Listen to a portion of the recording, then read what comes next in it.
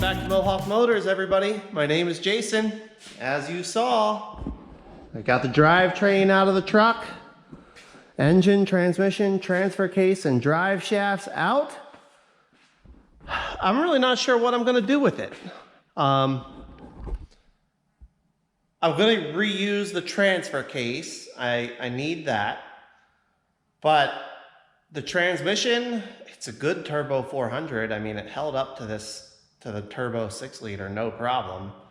And I don't know, maybe I'll just put it on the shelf until I think of something else to do with it. Maybe I'll want to do like a old school nostalgia build here at some point in the future. I don't know.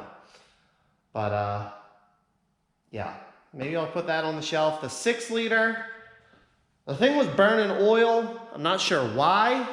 I know I'm not going to use the electronics off of it, the wire harness or any of that stuff. It was all cobble spliced together.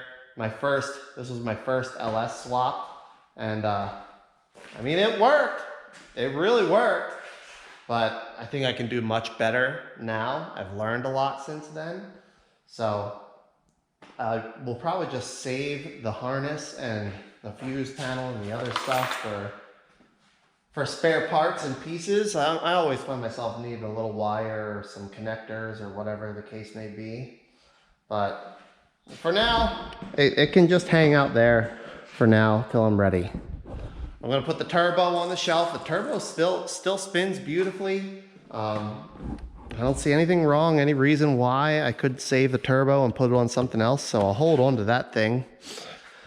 And the exhaust, my 5-inch exhaust, I think I can save this to use with another engine that I'm planning on putting in another truck here in the future. So I'll get that off and sit it over to the side. The fuel tank I'm gonna reuse. I am gonna clean up my fuel lines and things. I think I mentioned last video I want to do hard lines for the fuel lines and the transmission cooler lines this time around. So I'll get all that stuff stripped off next. I'll get all the transmission cooler lines, fuel lines, breathers, motor mounts, transmission mounts, all the other stuff. Got to keep going, getting all this stuff off of here. So let's get back to it.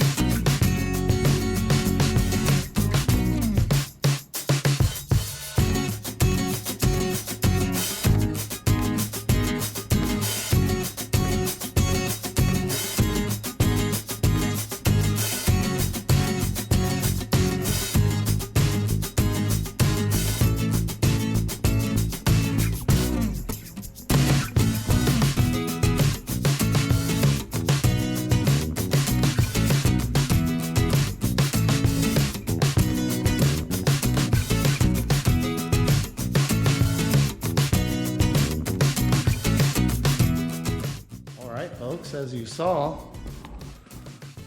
we've got this thing pretty stripped down. Got the fuel tank off, bed off. Got the other miscellaneous brackets and things that I don't need on there off. The shock absorbers, this exhaust hanger, I'm not gonna be using that, so I don't need that anymore. And it's pretty far down. I know I wanna get the brake proportioning valve off of it. I don't need that, it's unnecessary. So I wanna get that off. Aside from that, I'm not sure how much further down I'm gonna strip it. I've been looking at this frame as I'm taking things apart, and there's almost no flaking rust on this thing. So I think before I make any decisions about stripping it down any further, I'm gonna have to get it outside and give it a really good, thorough pressure wash. And that'll get any loose and flaking paint off of it. That'll get all the grease and grime and oil off. And give me a little bit better idea of what I'm working with. Basically, I don't feel a need to completely blast this frame down to bare metal if I don't need to. It's an added step. It's more disassembly, and I'll never get all the grit out of it. If there's one thing I've learned, it's when you blast it, there is gonna be grit left. So I think the next step is gonna be get it outside, get it pressure washed, get it as clean as I can get it, and then evaluate and decide, is it worth stripping it all the way down and blasting it to bare metal, or is it in solid enough shape? Is the metal good enough as is that I can get it painted without fully blasting it? So I'm also trying to figure out if my floor is not level, if my suspension isn't level, or what's going on. I might have to pull the tape measure on this thing in a few different dimensions and make sure it's square. So maybe that'll be where we start tomorrow. I'm running out of time for today, so I think I'm gonna clean up, and then I'll get back down here tomorrow evening, and I'll see you guys. Well, finally had a nice day. Was able to get this thing pressure washed off, and I am really happy with how it cleaned up. I was as thorough as I could possibly be with this thing. I've tried to get in every single nook and cranny, the undersides of things, the top, the bottom, the sides, inside, outside, upside down, all over everywhere to get this frame as clean as I can. And everywhere I can see, everything I've got blasted off, I don't see any rust. I've got surface rust where the paint had come off, but there's no significant rust of any kind. And honestly, most of the frame, the factory paint is still adhered to it really well. So I don't think I need to get this thing blasted. I think it's just unnecessary. Now, I did notice I'm missing the factory bump stop over here on the passenger side, but still have it on the driver's side. Realistically, that bump stop's not doing me any good. So I want to get that bump stop removed. I'm going to get that off of there. After looking at it while I was cleaning, I think I'm going to knock the rear bump stops off as well, because again, this truck's never going to do anything that would require a bump stop. If I ever get the axle compressed that far, I've got way bigger things to worry about. So I want to get those rear bump stops off. And then I ordered a U-bolt flip kit, as well as a axle shift plate or axle alignment plate, so I can shift the axle back. I think it only needs 1 inch back, which is what I ordered. If you watch the original build on this truck, I did a shackle flip in the rear to achieve the amount of lift that I wanted. And doing that, because the leaf spring travels in an arch in an arc, it's shifted the axle just a tiny bit forward. It wasn't perfectly centered in the wheel well. I could live with it before, but what I'm doing, I want to correct it, and now's the time. Plus, I want to get the U-bolts flipped. These plates from underneath, everybody knows they hold material, they rust out the axle tube. I don't want that. So the axle flip kit and the axle shift plate, I'll be able to get it centered in the wheel well where it belongs. I'll get rid of those plates. Once I do that, I want to bring it out, give it one more good wash with soap, get everything as clean as I can possibly get it. No grease, no... As I was saying before the battery very rudely died, once I get the U-bolt flip kit and the axle adjuster put in and that rear or that front bump stop removed, I'll bring it back out, give it one more really thorough degreaser, wash it down, get it as clean, dry, and grease-free as I can possibly get it, and then paint the whole chassis. Part of what I want to just do in cleaning this is check the condition of the brake lines too, and when the brake lines, they're still fresh. Rear brake line, and keep in mind these are factory lines. I mean, they're all super clean. So it doesn't make any sense to me to replace those brake lines either. So yeah, I guess that's it for now. Parts should be here in a few days. We'll get that done. We'll get it washed down. We'll see how far we get.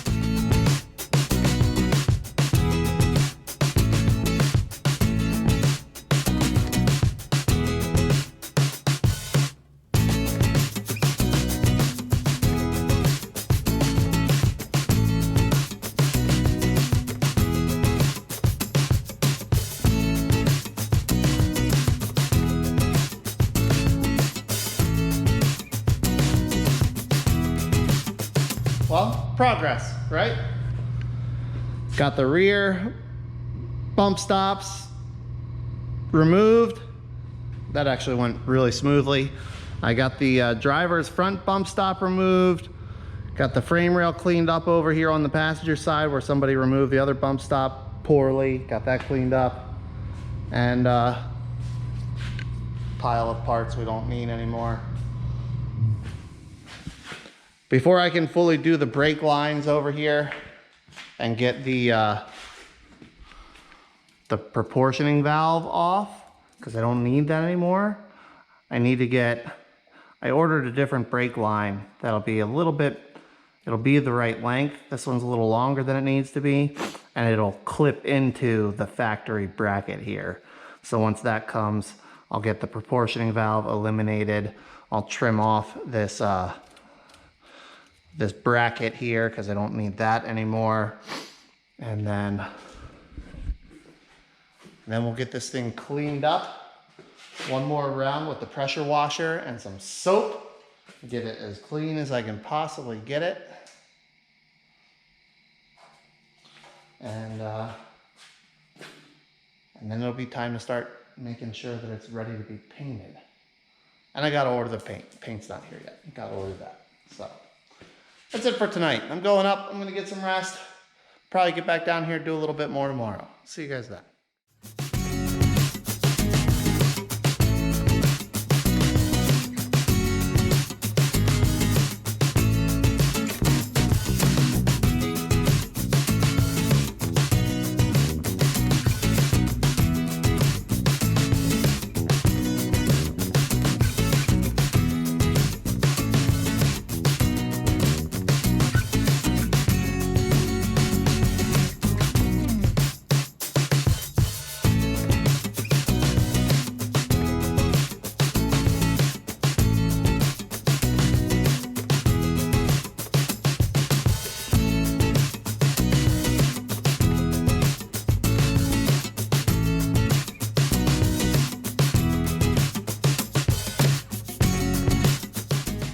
Well, good morning, everybody.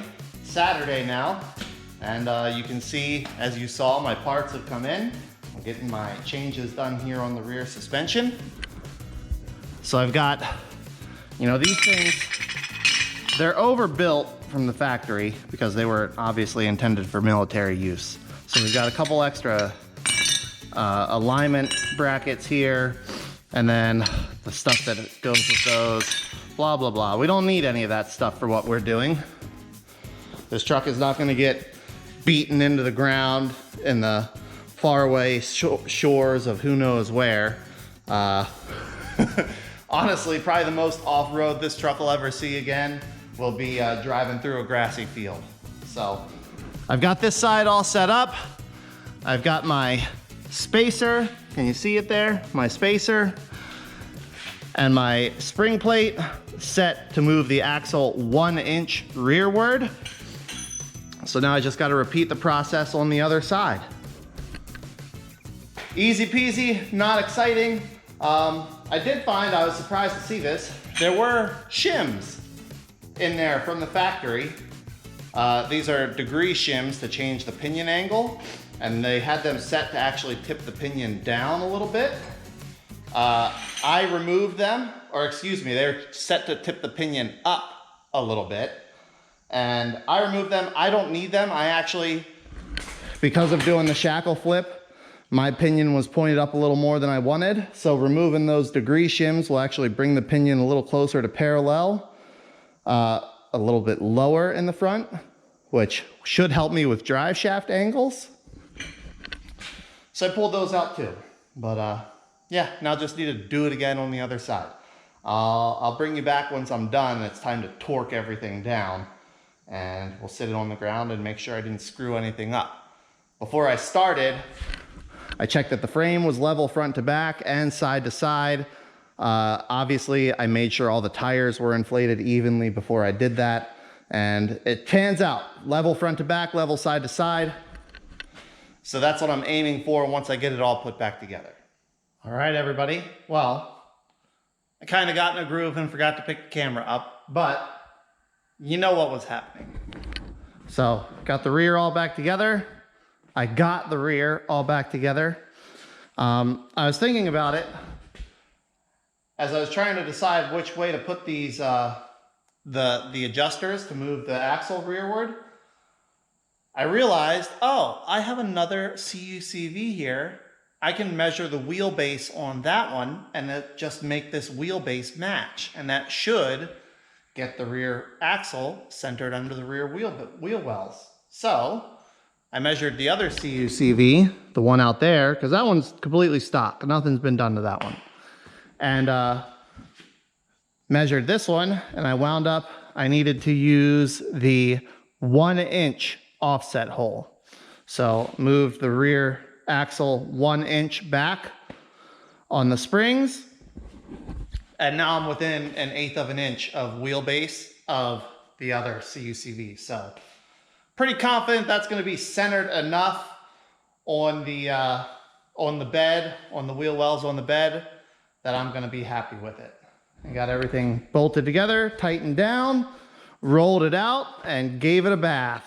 Hit it with some degreaser, and then the pressure washer again, and then the degreaser again, and then the pressure washer, as deep and as thorough as I could get into this thing. And I'm happy with it. I think once it's nice and dry, it'll be all ready for paint. I'll get everything painted up as nice and shiny and pretty as I can. And then, oh, and I did also grab, if you're not super familiar with these trucks, this is a transmission cross member that used the taller style transmission mount, the earlier style. Because I'm going to be using a 4L80 and the newer, shorter style transmission mount, I needed a correct cross member, and this is a W style cross member. You can probably see why they're called that. And that will work with the transmission to transfer case adapter from the 4L80 and that style transmission mount, so that I can get it all bolted in there I'll probably have to drill new holes in the bottom of the frame for this cross member because the 4L80 is longer than the Turbo 400. But aside from that, I should pretty much be able to get it set up into place and bolted together. I do have to pull the 4L80 out of the parts truck though. So we'll cross that bridge when we come to it. First, we got to get the frame painted and ready to receive those things. So I think that's a good stopping point for this video. Next video you see, we'll pick up on getting this thing painted. Hopefully my paint arrives in the next day or two. And we can get this chassis all finished up and ready to start putting things back together. So that's it for now. Thanks a lot for watching. Hope you enjoyed. I'll see you guys soon.